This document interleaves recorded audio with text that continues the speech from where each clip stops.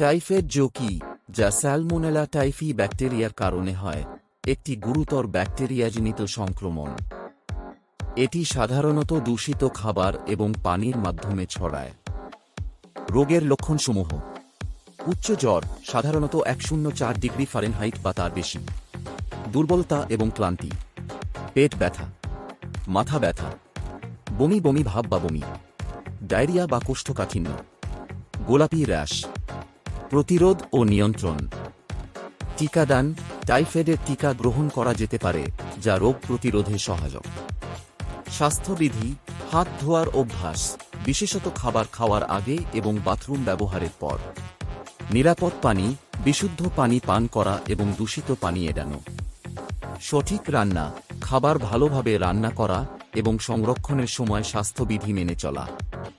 ভিডিওটি ভালো লাগলে অবশ্যই লাইক, কমেন্ট এন্ড শেয়ার করবেন।